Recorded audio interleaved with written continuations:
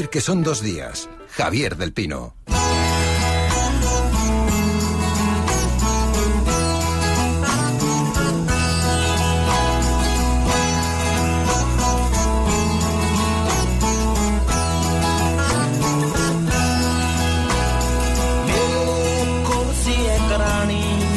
शायद मैं कैमा ओदे कोल सी मैं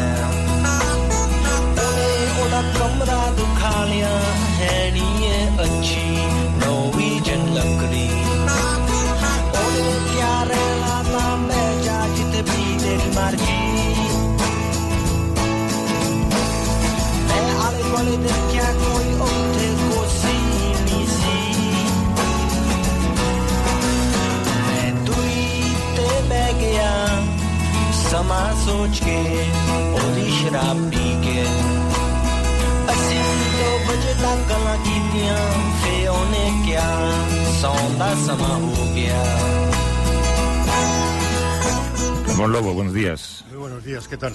Muy bien. Estaba fijándome ahora en las cosas que tengo en la mesa. Si hace un año me dicen que estoy rodeado de un spray desinfectante, un gel hidroalcohólico, la caja de la espumilla que usamos para el micrófono, la mascarilla que me pongo cada vez que termino de hablar, y es que no me acostumbro.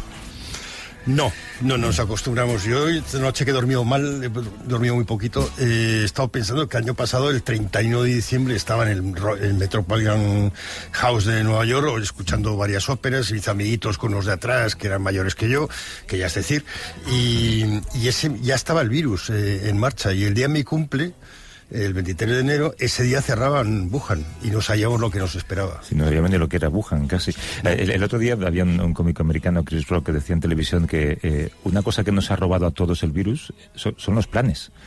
Ya no podemos hacer planes, nadie hace planes. Sí, pues hay mucha gente que está durmiendo mal. Íñigo Domínguez me decía otro día, y Willy Altares también, que no duermen bien, y hay bastante gente que le pasa esto por la inquietud. Yo la verdad es que como nunca he tenido muchos planes y siempre he vivido en Ya has dormido en el palo de una escoba, ¿no? Exacto. Pues yo la verdad es que duermo bien, menos las noches del sábado al domingo, que tengo tanto miedo de dormirme, que duermo fatal. Pues por si acaso luego no te funciona el micrófono cuando te quedas en casa. Eso me ha pasado una vez.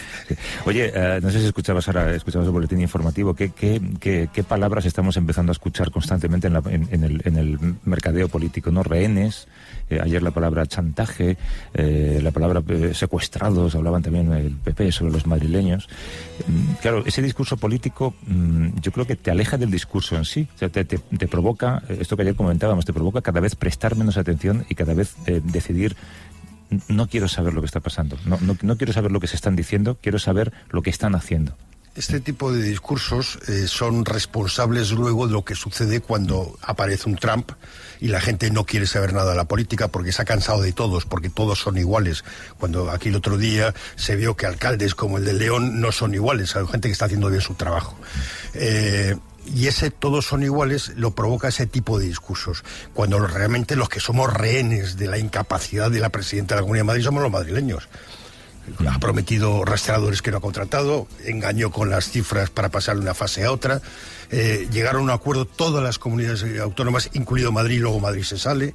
Madrid está jugando a otra cosa, y el problema es que Pablo Casado ha vinculado su suerte con Isabel Díaz Ayuso, y ahora no sabe cómo salir de esta, pero tienes otros PPs, por ejemplo Castilla y León, que está haciendo su trabajo, con mejor o con menor éxito como otras comunidades gobernadas por el PSOE, Galicia, por ejemplo, también gobierna el PP. Entonces, ¿por qué este PP de Madrid es así?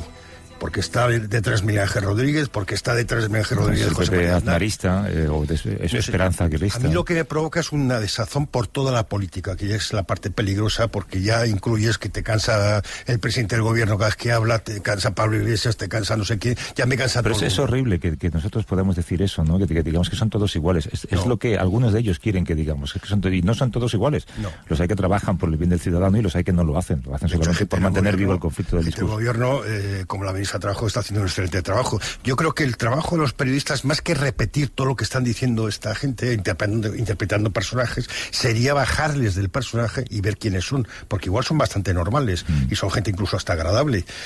Y después teníamos que ver qué otra gente está haciendo bien su trabajo. Hay ministros que están haciendo bien trabajo, hay gente de la oposición que hace bien su trabajo, hay alcaldes, seguramente hay muchísimos alcaldes haciendo muy bien su trabajo, independientemente de su partido. Claro, tú vives en el centro de Madrid.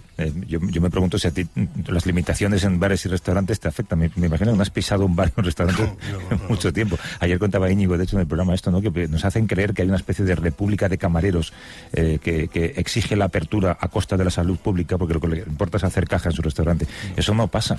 El FMI sacó el otro día un informe que decía que más vale 15 días de cerrazón duro que 2 meses al ralentí como estamos. Hay algo más importante, es el miedo. Yo, por ejemplo, no entro en sitios cerrados. Puedo entrar en el Corte Inglés a hacer una compra, hacer no sé qué, aquí o allá, pero no entro, no se me ocurre entrar en un restaurante a cenar. Y eso no lo voy a hacer hasta que no se pase esto. De hecho, mientras España y el resto del mundo luchan contra el coronavirus, China parece haberse olvidado de la pandemia. Y sirvan como ejemplo imágenes que Pekín mostró al mundo inaugurando el primer salón del automóvil de la era pandémica hace un par de semanas, una exhibición de recuperación. También ha habido una fiesta, ahora nos lo contarán, hay una fiesta nacional muy respetada allí, y ha provocado una enorme avalancha de turismo interior con mucha seguridad, pero con mucha tranquilidad. Hay una fiesta nacional que dura unos 8 días, que la gente se ha movido por todo China. Había unas imágenes de la muralla china que parecía el metro de Japón, con perdón, porque los chinos y los japoneses no son precisamente... Es tan racista. No se llevan especialmente bien. No, es porque no distinguir entre asiáticos, sabes que... No, ellos no distinguen entre franceses y españoles. No, pero que la idea es el metro de Japón ahí totalmente petado, pues así está la muralla china.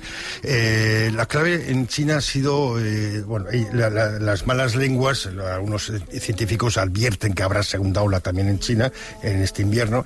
Pasa que en China lo que se ha hecho muy bien es la disciplina social, que aparte de que viene de una cultura china de ser respetuosos con lo que dice el poder, que es una dictadura también, que eso ayuda bastante en estas cosas. Y después es que se han hecho muchísimos test y tienen muchísimos rastreadores. Los podrá contar Macarena cuando se ha movido la cantidad de pruebas que ha tenido que pasar, ¿no? Así empezaba una broma, no recuerdo de quién, no tiene lo que quiera ser una dictadura, pero para algunas cosas ten cuidado con eso. Sirven para muy pocas cosas, pero ahí sirven más en Asia, porque mira, Corea del Norte es una democracia autoritaria y hay otros países que no son en dictaduras, y funciona la cultura del bien común Corea por del encima. Corea del Norte es más bien Corea del Sur, una tiranía autoritaria. Claro, pero Japón, por ejemplo, es una democracia y hay una especie de yo colectivo japonés que está por encima del individuo. Es verdad. Bueno, el virus ha congelado las economías de Occidente. China espera crecer, sin embargo, un 5% en este último trimestre. Se encuentra en plena forma y queríamos saber un poco qué razones hay tras esa rápida recuperación. Macarena Vidal-Liel es corresponsal del País en Pekín, nos atiende desde esa ciudad, son 6 horas más allí. ¿Cómo estás, Macarena? Buenos días. Hola, buenos días, Javier, Ramón, ¿qué tal? ¿Cómo estáis? Claro, Macarena, tú eres como nuestra bola de cristal. En ti queremos ver siempre nuestro futuro. Nos hace pensar un poco, hablar contigo, que tu presente puede ser lo que nosotros veamos dentro de poco. Pero las cosas se han hecho de manera distinta, ¿no? Sí, la verdad es que sí, se han hecho de manera muy distinta y, como bien decíais, aquí ya hemos pasado página, ¿no? Siempre con muchísima precaución, pero ya aquí hacemos vida casi normal. Espero que pueda ser efectivamente vuestro futuro en lo más breve posible. ¿Se puede entrar en China? Porque eso es un aspecto que también sigue todavía vigente, ¿no? Ya se puede entrar con cada vez más facilidad, aunque una facilidad bastante relativa. Para entrar hay que hacer una especie de gincana, porque aunque ya se puede, si uno tiene permiso de residencia, hay que conseguir este permiso de residencia y luego hay que someterse a una prueba PCR 3 días antes de poder viajar. Esa prueba PCR además la tiene que validar con un sello la embajada china antes de poder volar. Y ya una vez que se vuela, si uno consigue alguno de los pocos vuelos que hay ahora mismo hacia China, pues cuando llega hay otra prueba de PCR en el mismo aeropuerto. De allí te llevan a un hotel donde pasas 14 días en cuarentena estricta, confinado, y para poder terminar la cuarentena hay que hacer otra tercera prueba de PCR.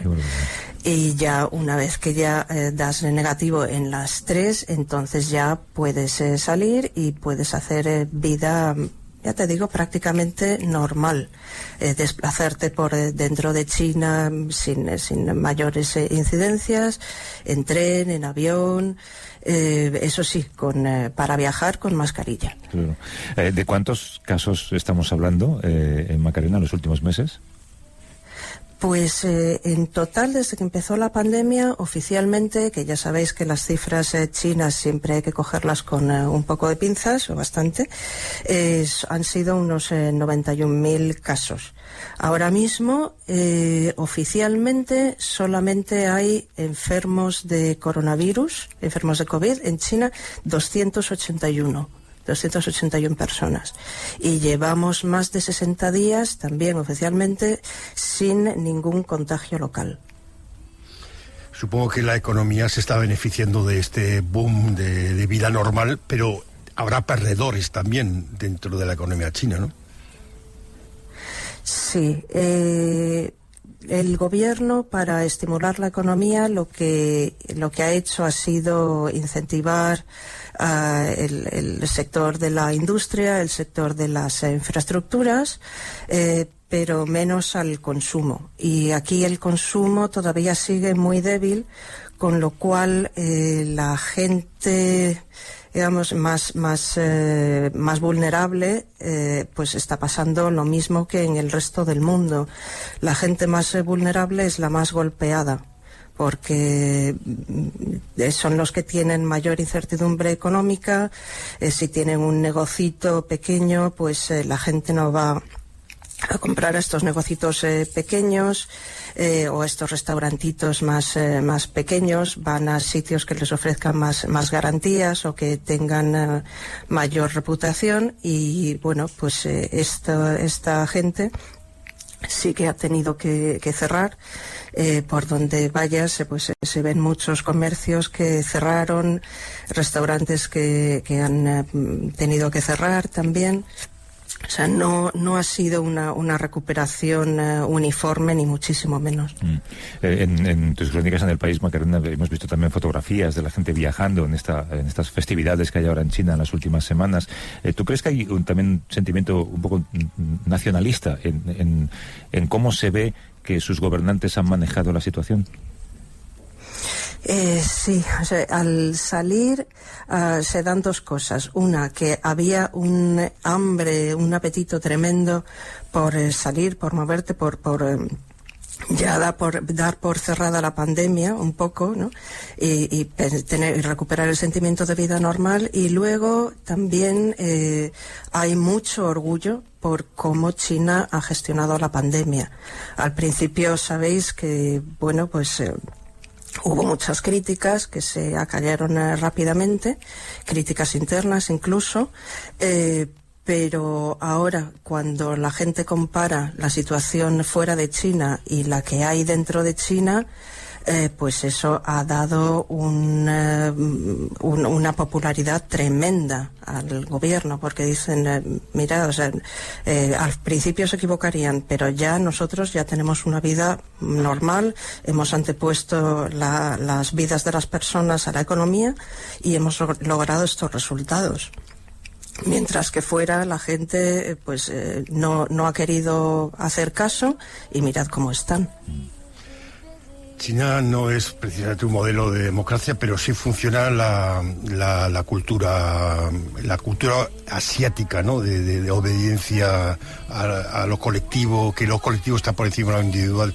Esto ha sido un elemento fundamental, más rastreadores y, como decías tú, PCRs. Tú, cuando te has tenido que mover por China, has ido a Wuhan, has tenido que pasar también por no sé cuántas pruebas, confinamientos. Se lo toman muy en serio. Casi tendríamos que mandar a Isabel Díaz Ayuso 15 días para allá para que se dé cuenta de lo que es una situación realmente dura, ¿no?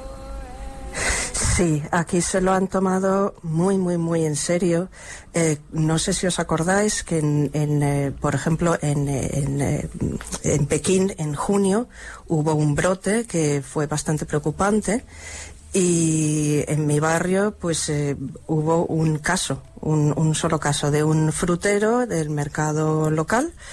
Y bueno, ese día, por la noche, ya a todos los vecinos del barrio nos llegó, o bien por SMS, o bien por teléfono, o bien por redes sociales, una convocatoria a la que no podías faltar al día siguiente para estar en un polideportivo, hacernos todos la prueba de PCR. Aunque no hubiéramos estado en el mercado, aunque no hubiéramos tenido contacto con el frutero, ni con nadie que hubiera tenido contacto con el frutero.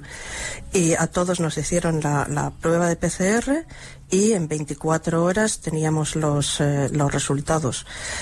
Pekín en ese brote hizo 11 millones de pruebas PCR, a la mitad de la población total de Pekín, para un brote que fueron 300 casos, más o menos. Me han llamado la atención esas palabras, una prueba a la que no podías faltar. Me pregunto qué pasaba si faltabas, Macarena. Pues te hubiera llegado la policía y te hubiera obligado a someterte a una, y después seguramente hubieras tenido que pasar por comisaría un ratito. Exacto, lo que hablábamos antes, ¿no? Di lo que quieres, una dictadura. Macarena Vilalli, el corresponsal del País en Pekín. Gracias, Macarena. Muchas gracias, cuídate. Hasta luego. A vosotros. Claro, lo que pasa es que el modelo de normalidad que describe Macarena es horrible, porque es con fronteras dibujadas con fuego entre los países. Significa, vivimos dentro con cierta normalidad, pero no piense usted que esto es un mundo global. Su mundo es el que marcan las fronteras de su país. Sí, y aquí estamos confinados, que simplemente no podemos salir de Madrid, pero dentro de Madrid nos podemos mover con toda la libertad, con los supermercados abiertos, con Netflix y HBO, con todas las comodidades, las que no tienen, porque hay mucha gente que no las tiene. Y ahora vamos a ir a un país donde no tienen nada de esto. Sí, es un país con una pobreza enorme y con presiones por todos los lados para inclinar su balanza política hacia uno u otro lado. Estados Unidos sigue buscando amigos para Israel. De hecho, a Trump le conviene mucho en esta carrera política. El último quiere que sea Sudán, que es un país con una situación, unas relaciones muy conflictivas con Washington, en donde han ocurrido atentados, como muy bien sabes, algunos durante la época de Clinton.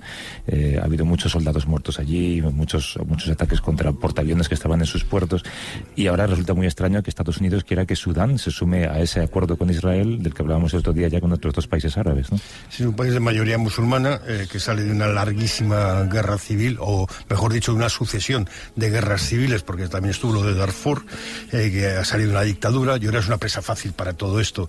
Está viviendo una transición que está muy cogida con alfileres, y está llegando esta presión. Sudán del Norte, porque a diferencia del Sudán del Sur, que también ha tenido una guerra civil ahora interna, es un país que acogió en su día a Bin Laden, se le consideró sponsor del terrorismo, luego amiguito, hubo algún bombardeo sobre una fábrica que no se sabía si era una fábrica de leche o un complejo químico. Sí.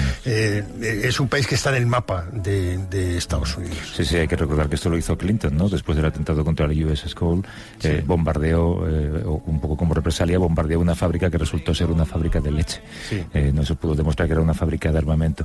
Sudán tiene una democracia débil. Es verdad que, como dices, está haciendo una pequeña transición o unos pequeños gestos democráticos, pero es un país asolado por la corrupción, como muchos países árabes. Sí, el problema es que nosotros solo nos creemos la democracia cuando hay gente que vota en Afganistán, mujeres analfabetas y hombres analfabetos que votan, ya decimos que tienen democracia, pero eso es un escaparate. Lo que está detrás es el negocio, que es lo que hay detrás en el Sudán, que es un país con petróleo que comparte con el sur, minerales y sobre todo pobres. Ampliamos la información con José Naranjo, que es periodista freelance en África Occidental, nos atiende desde Dakar. ¿Cómo estás, José? Buenos días. Hola, ¿qué tal? Buenos días, Javier, Ramón. ¿Ese gesto puede desestabilizar esa situación política en Sudán, que ya decíamos que es muy frágil, empujarle hacia Israel? Eso puede ser un conflicto interno considerable. Sí, sin duda, ¿no? Como decía Ramón, ¿no? La transición que está viviendo Sudán es una transición todavía muy frágil, son equilibrios muy delicados.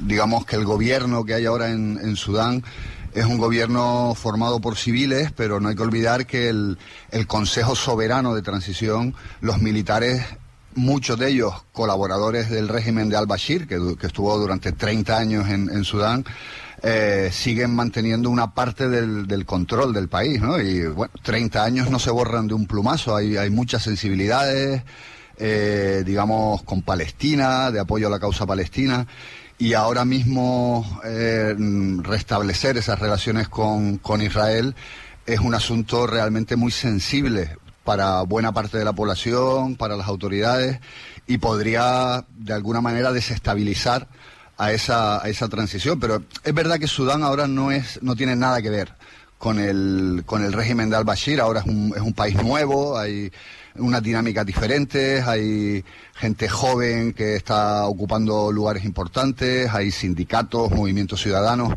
y yo creo que va a ser muy interesante ver cómo evoluciona Sudán en los próximos meses, ¿no? Es una transición que yo creo que habría que seguirla muy de cerca, ¿no? Claro, la base de todo esto, yo sugería también que hay un componente político en esa carrera presidencial, porque a Trump le interesa que Israel aparezca como un país que está acogiendo acuerdos con el entorno árabe, que ha sido históricamente su enemigo. Pero lo que está en juego, supongo, José, es dinero también, ¿no? Sudán es dinero. Sí, por supuesto, ¿no? Ahí el otro día tenía la oportunidad de hablar con un compañero, un colega periodista, director de un periódico sudanés, Mohamed Awad, y me comentaba, ¿no?, que hay un montón de inversores que están ahora mismo pendientes, muy atentos, sobre todo a un gesto, que es el de que Estados Unidos saque a Sudán de esa famosa lista negra, ¿no?, de esa lista de países que apoyan el terrorismo. Es algo que es muy probable que ocurra en breve, porque, como decía antes, Sudán ya no tiene nada que ver con el régimen de al-Bashir, que en su momento dio cobijo no solo a Bin Laden, sino a otros terroristas de Al-Qaeda, de la Yihad Islámica, etcétera, en los años 90, pero ahora es otra situación totalmente distinta. Sudán está rompiendo con su pasado, de hecho acaba de aprobar una batería de medidas, por ejemplo, prohibiendo la mutilación genital femenina, dando derechos a las mujeres. O sea, hay una auténtica ruptura en este momento, pero está en juego dinero, está en juego que se saque de una vez a Sudán de esa lista, y yo creo que hay mucha gente pendiente a ver qué ocurre. Trump, evidentemente, hace campaña. Si la hace con el coronavirus y con su propia enfermedad, ¿cómo no la va a hacer con esto? Claro, porque salir de esa lista, Ramón, al final es permitir hacer negocios con cualquier país del mundo. Exacto. Y después el gobierno de transición no tiene la autoridad para reconocer a Israel. O sea, eso está presionando también a un gobierno que no tiene esa capacidad. Lo que sí quería preguntarte, Pepe, el papel de la mujer ha sido fundamental en esta revuelta, revolución o como queramos llamarlo, ¿no?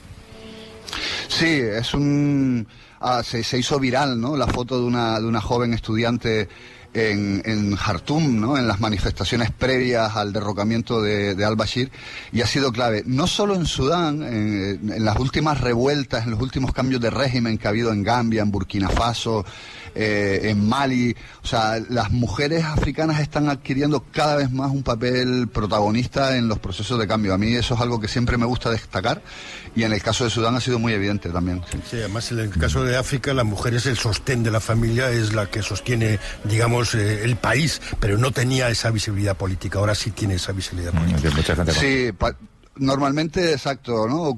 Parece que siempre ocupaba como una especie de segundo lugar. De hecho, hay muy pocas mujeres en la primera línea política, presidencias, primeros ministros, etcétera. Solo hay una presidenta en este momento africana, que es la de Etiopía. Pero, sin embargo, en cuanto te sumerges un poco en la sociedad civil, en estos movimientos, en los grupos culturales, hay un activismo femenino y feminista muy importante, y que yo creo que va a ser también muy decisivo en los próximos años. Esto lo cuenta mucho Bruce Rovira, ¿no? Si tienes que dar fondos de ayuda a un país africano, dáselo a mujeres, que lo gestionen ellas. Si lo gestionan ellos, llega la corrupción, ¿no? José Naranjo, que es periodista freelance en África Occidental, nos ha hablado desde Dakar, en Senegal. Como siempre, José, un abrazo fuerte. Muchas gracias. Muchas gracias. Gracias, un abrazo. Chao. Curioso, se escucha mejor Senegal o Pekín que Carabanchel a veces, ¿verdad? Qué buen sonido desde allí. Sí, bueno, eso también se podemos echar la culpa a la presidenta, ya que le hemos echado la culpa de todo. Tan cerca y tan lejos. Paramos un momento y hablamos después un poco de la mosca. Por favor. Hablamos de la mosca. Maybe I'm crazy, yeah.